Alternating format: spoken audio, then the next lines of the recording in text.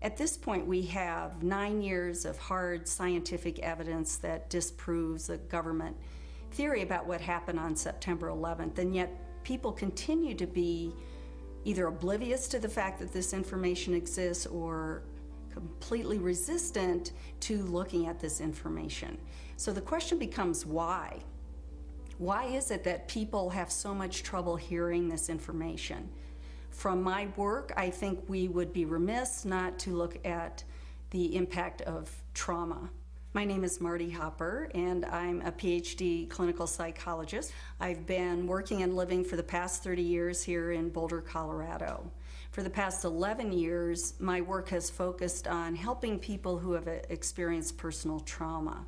Now, as we know, the horrors of what happened on 9/11 were televised all over the world, and they were televised, in fact, live. We witnessed the deaths of almost 3,000 of our fellow Americans. We know this had a very severe and traumatic impact on a majority of the population. I myself cried for weeks after September 11th. A friend of mine who is a psychologist in practice here in Boulder said that her caseload increased tremendously after 9/11, and people that she hadn't seen in 10 years were coming back into her practice. So I think it's safe to say that collectively as a nation, because of what happened on September 11th, we experienced trauma. I'm Fran Schur, and I have a master's degree from the University of Colorado. I've had a private practice as a psychotherapist and as a licensed professional counselor for about 20 years. Why do people resist this information, the information that shows that the official story about 9/11 cannot be true? What I've learned is that as humans, each of us have a worldview, and that worldview is usually formed in great part by the culture we grow up in. When we hear information that contradicts our worldview, social psychologists call the resulting insecurity cognitive dissonance.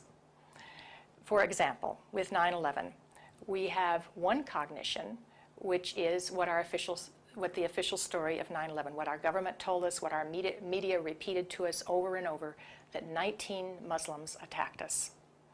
On the other hand, we have what scientists, researchers, architects, engineers are now beginning to tell us, which is that there is evidence that shows that the official story cannot be true. So now we've lost our sense of security. We are starting to feel vulnerable. Now we're confused.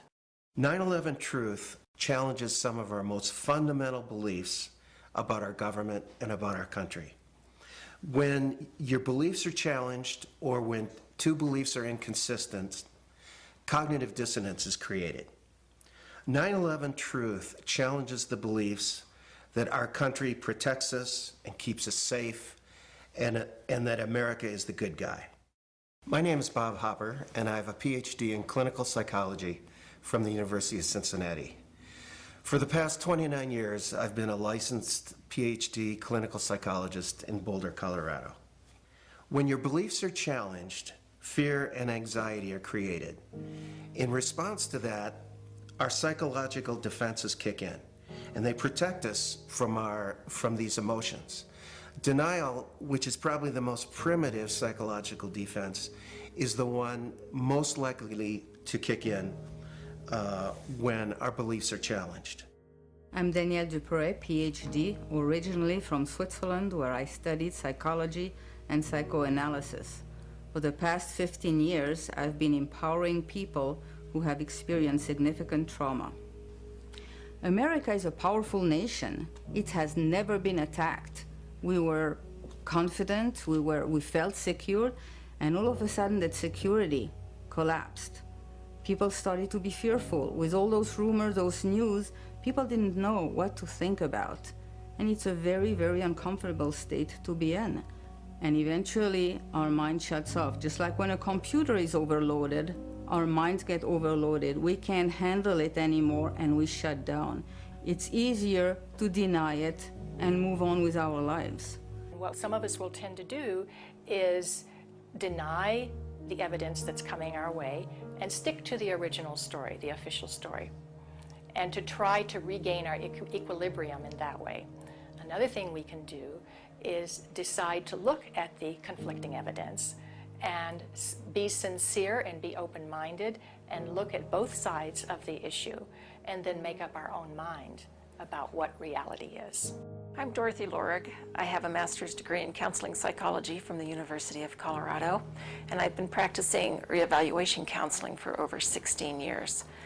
If we can think of our worldview as being sort of our mental and emotional home, I think all of us will do just about anything to defend our homes, to defend our families, and so I see that with people, and I saw that with myself when my brother tried to talk with me about it, of don't mess with me, don't mess with my home, don't mess with my comfort with how things are.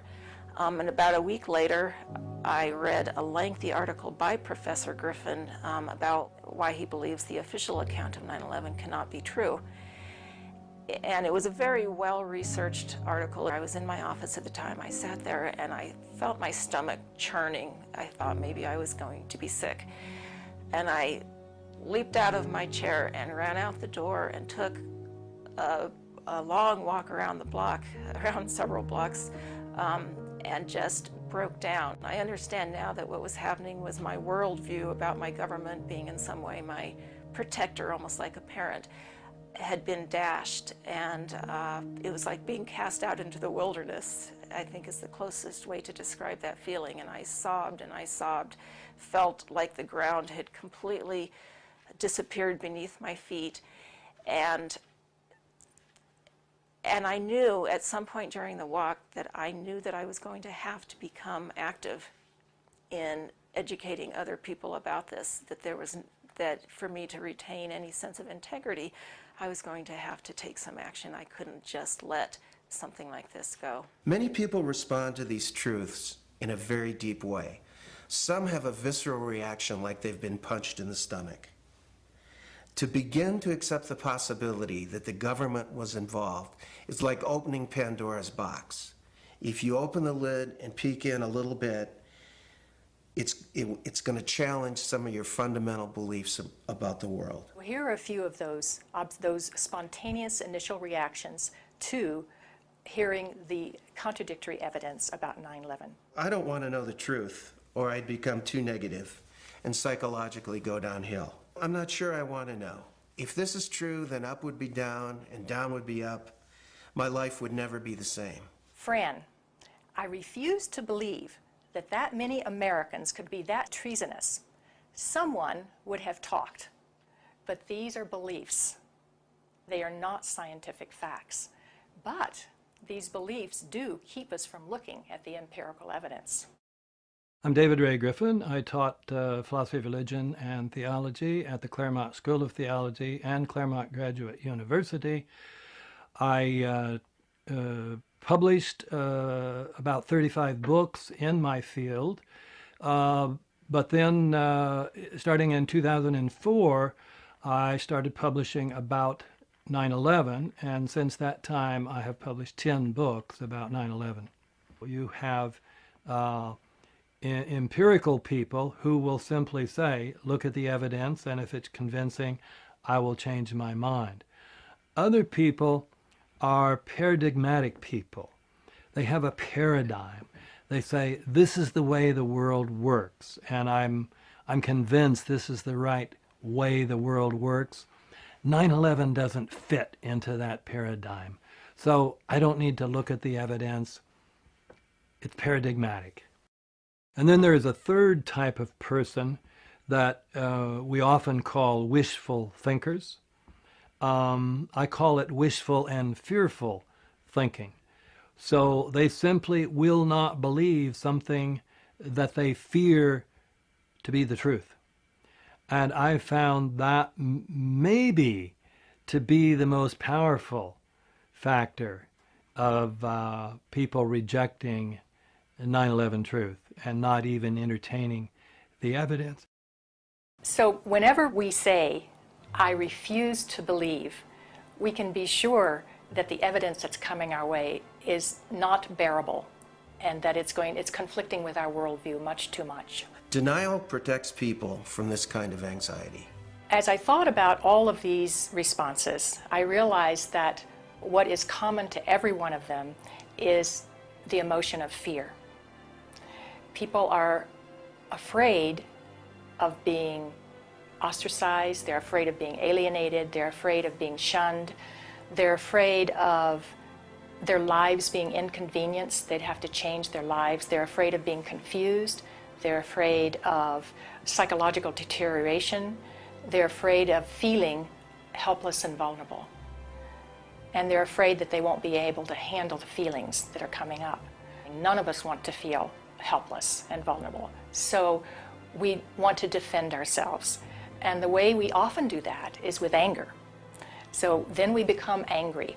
And when we become angry, then we become indignant. We become offended. We want to ridicule the messenger. We want to pathologize the messenger. And we want to censor the messenger. Dr. Wood, you've hit some very important points here about your from your analysis. What strikes you as next in line? I know you like toasted cars for one. Should we talk about? Should you talk about that? Or I'd like to finish the three things that impede people from seeing what happened. And because the evidence isn't all that tricky, it's getting people to see the evidence right in front of them is the tricky part. And the problem-solving skills is one thing, and that is how cover-ups work. Get people to start arguing about how it happened before they've determined what it is, and they'll just go round, round, round, round circles and not ever solve it. It's like a magic show where people assume what the problem is and move on with that without noticing what really happened. And that's why they get tricked. That's why they think it's magic. Now, groupthink, that's pretty evident. People feel safe if they go with the herd. Even if the herd's going in the wrong direction, they still feel safe and they don't care.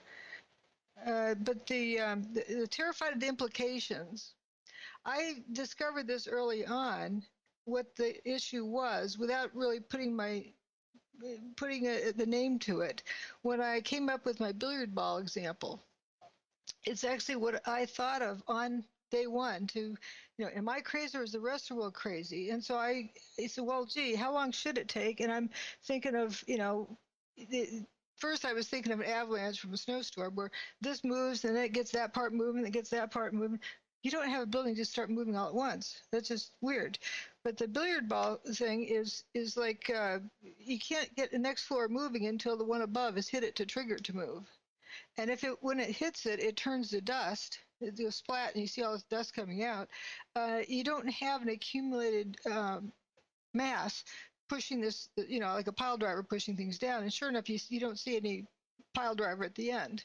The floors are getting destroyed as it goes, and there's just nothing left. So that doesn't make sense for there's this paradox of you have resistance of something splatting into something else, but then where it doesn't have enough energy to trigger the next floor. But why don't people see that, especially colleagues who teach dynamics at a college level? And then when I wrote up my billiard ball example, not a theory, it's an example. What it does is you step outside of the flying bodies, the horror scene, everything that people have been trained to think of as, this terrorizing event, and just have these innocent billiard balls that people can focus on. Then their brain works and they can think. And that was just, miraculous. So I showed it to one of my colleagues in particular, and he was working through it like a professor grading a student's paper. Yeah, he saw what assumptions I made and how I put it together. He worked his way down, case 1, 2, 3, 4, and then pretty soon he realized he'd painted himself into a corner that he couldn't get out of. There was only one conclusion he'd come to, and he was real uncomfortable because at that point you step back to the real problem. As long as it's this billiard ball thing over here, innocent billiard balls, has nothing to do with reality, And then he realized what it means. It's scary as all get out. And he got really mad and he said, well, it takes a cynical person to do a thing like this. Paper. He wasn't appraised early on that it had 9/11 applications, so he realized it during the process? Oh, no, I told him beginning. Oh, you told him at the outset. Right, but then he was started focusing and getting drawn into watching the billiard balls, innocent billiard balls, and then just checking the math from these. He saw how they made the assumptions, okay, and then looking through the math. He wasn't looking at the big picture until he was painted into a corner, and then the big picture hit him, and I mean, it's like it short-circuited everything, and that's He wanted nothing more to do with it. Right. right. It scared the heck out of him. He was sort of, walked himself into this backwards without realizing where he was going. Literally like painting himself in a corner. And looking back on that, I now realize more what was going on and why the billiard ball example is so powerful because of that. Think of this. I was listening recently to a talk by Neil Sanders and Richard Hall, as a fellow, I guess they're both British. And Neil Sanders' area of study has been trauma-based mind control and schizophrenia, and how if somebody is really traumatized, their personality kind of splits. So they can kind of do something, they can be separated from the horror. So they can be, in one sense, familiar with the horror, and in another sense, it's a totally different person they know nothing about. And it's become more clear to me that is what happened on a worldwide scale on 9/11. As I say, I've often said it was an attack on human consciousness. I think it was trauma-based mind control, in effect, for the general population. That why people cannot deal with the reality of it. And it's a separate part of their personality.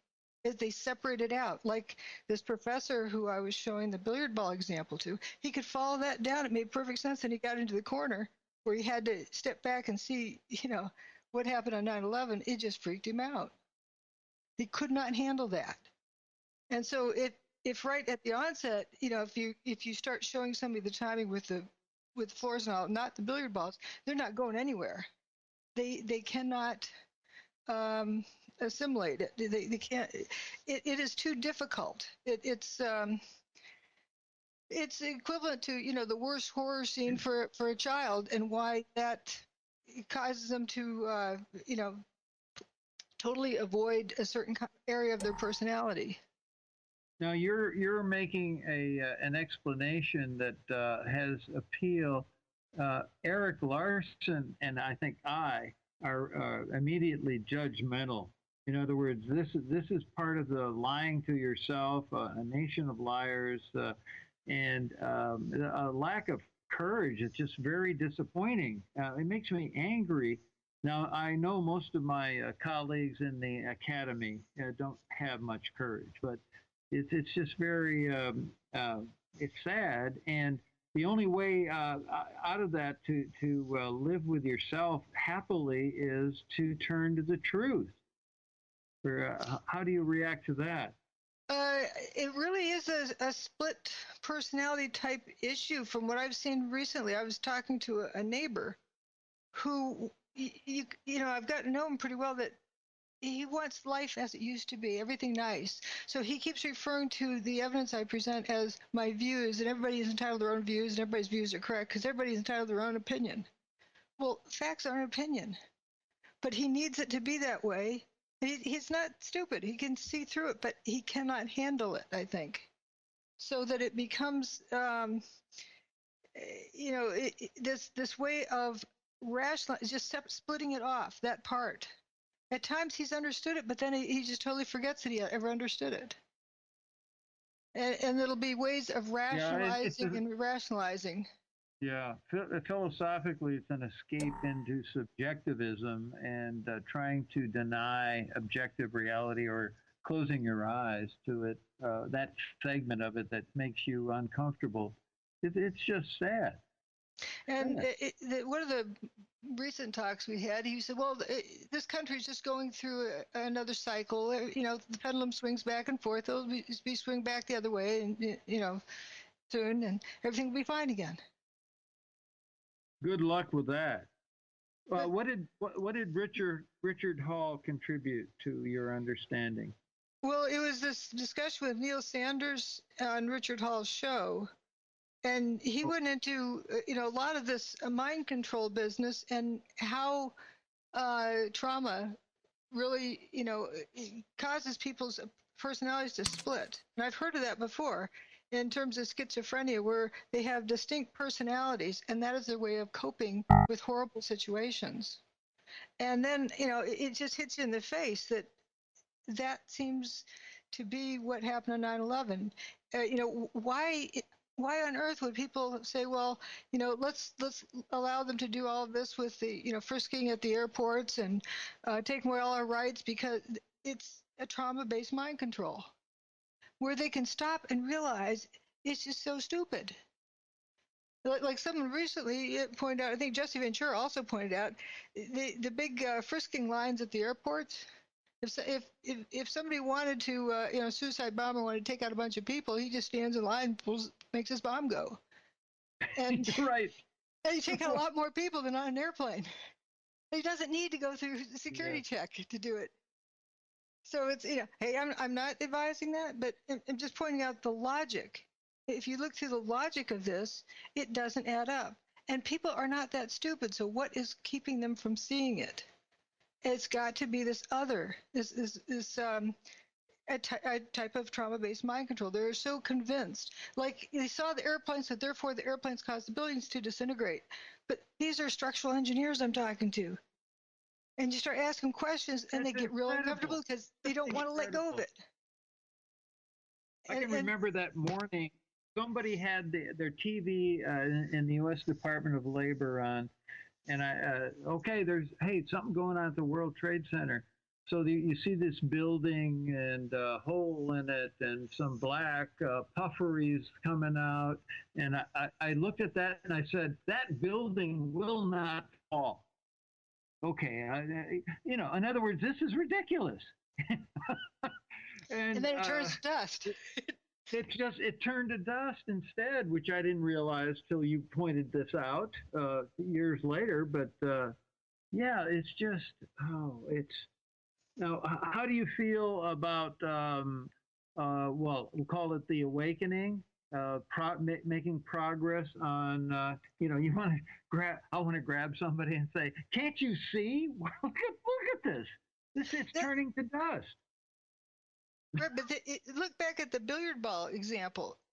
Just saying the evidence to a professor who teaches dynamics, you tell him the evidence that the ground only shook for 8 seconds, it takes 9.5 seconds to drop a billiard ball off the roof. He would say, well, that's the way it happened, so therefore it happened.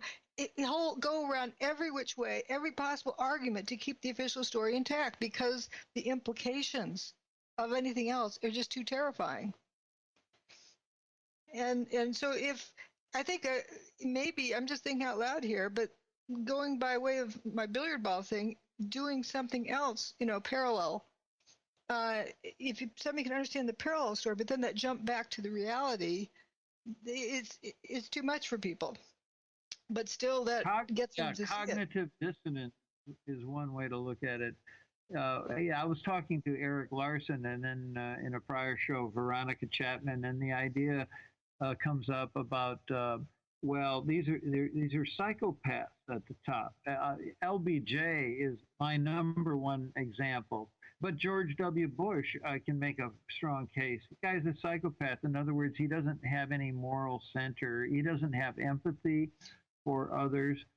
And I think that is a problem where people say, well, the top of our government or, domestic powers that be would never do this. So they dismiss that whole possibility out of hand and hope for some resolution, some kind of logical explanation for the evidence you're bringing to bear. They just can't, that can't be.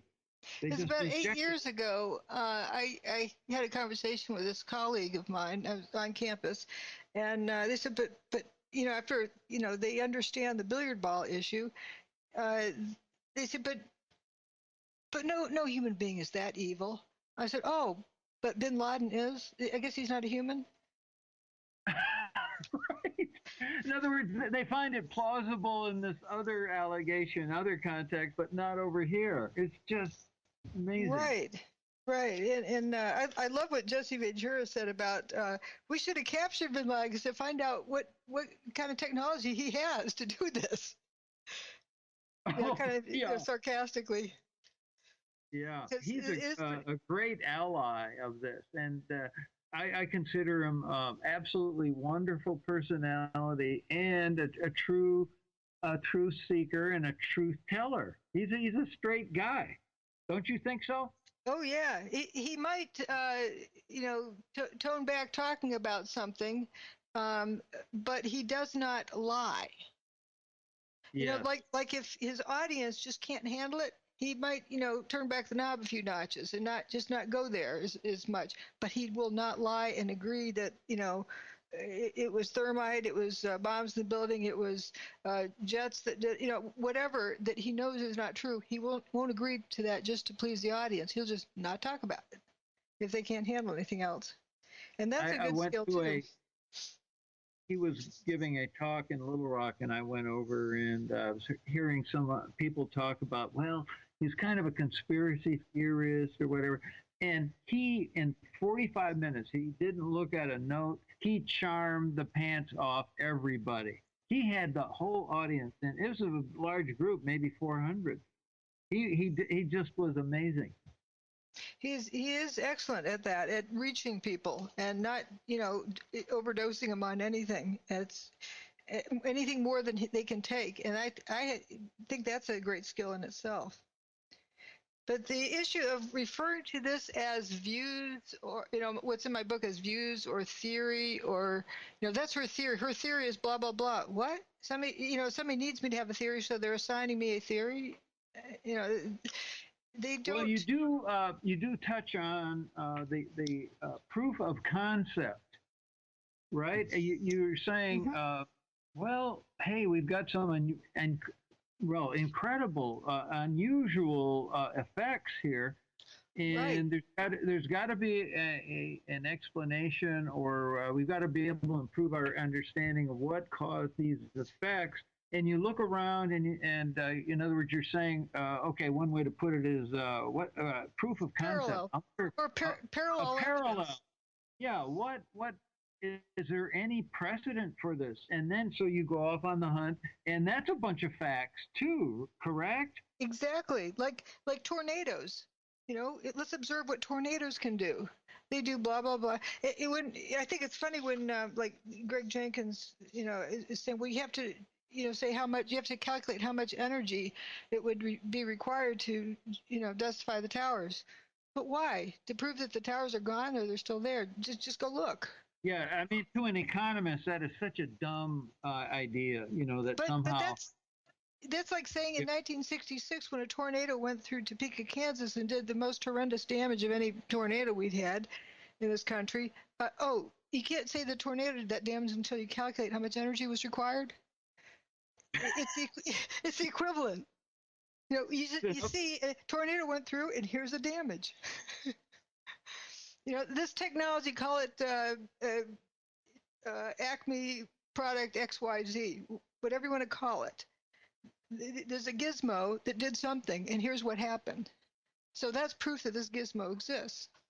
Because speaking of tornadoes, I was watching the Weather Channel. We had the loss of 24 lives in Moore, Oklahoma, south of Oklahoma City, and they look at the evidence, and then after that assessment, they decide whether it was an FE1 up through 5 is the highest, the most devastating. So they look at the facts. That's the way they proceed. Let the evidence lead to the conclusions. Yes. And so here I'm showing you what in my book what tornadoes do.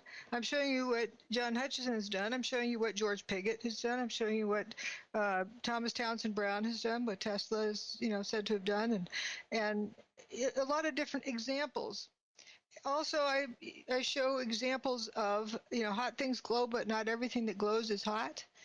An incandescent light versus a fluorescent light. One glow, they both glow, but they glow. One's hot and one's not. I'm not saying a fluorescent light destroyed the towers. That's not a theory that just because it's in my book. Yeah. Or I'm not saying that George Pigott destroyed the towers, because that's in my book, and on and on. I'm just showing parallel evidence of concepts. because this is a book of evidence of what is known. The book came out before the Texas tornado a little over a year ago on April 3rd, where you had those flying truck bodies. Oh, I saw that for the first time on your website, the tape of your Holland 2012 talk. I hadn't seen that. So go on. It was interesting that these truck trailers, not the engine part, but the trailers, went up, way up, like several hundred feet up, and then they fall out of the field and then they come down, and they didn't crash as hard as if they were just dropped because they didn't completely get destroyed.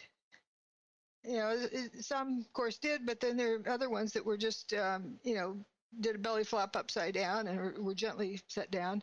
And we do hear about various weird things in tornadoes of people getting lifted up and set down elsewhere. You've seen a car ends up in a tree, undamaged, but it's just sitting in a tree. But why is it cars?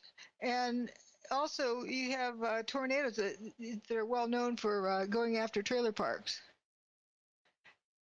which brings up this thing about Moore, Oklahoma, that they comment this community is the third time a tornado's wiped them out.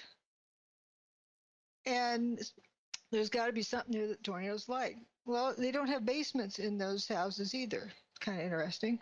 Coincidence. So you start looking at various, concepts that you know. And another thing I often say is know what you know that you know, and know that everything else you don't know. Don't fill that gap in with speculation and mix that in with what you know, because you then have nothing. You just have if it's jumbled up together, you don't know what you know anymore. It's okay to step aside and try out something in a separate box, like the billiard ball thing. But I'm not saying the towers are made out of billiard balls and that's not getting mixed into there. But if you know various concepts, like, okay, we see from the World Trade Center data, you see something glowing sitting on a piece of paper. Well, how hot can it be if the paper's not burning? But we know it's glowing. So just because it's glowing, let's not assume it's hot. But then here's, in a parallel box over here, we have fluorescent lights and incandescent lights. So we know that things can glow without being hot. So then you step back, and that's, sort of validating evidence that this is a concept that is indeed true, that something can glow without being hot. It's not outside the norms or the current physical paradigm, right? It doesn't challenge that. But you know that you know that you know it. I mean, from various aspects. It's something that becomes very consistent. All the unburned paper that was blowing all over Manhattan. Like if the building burned up, it was the super hot heat. Why isn't there burn up paper around?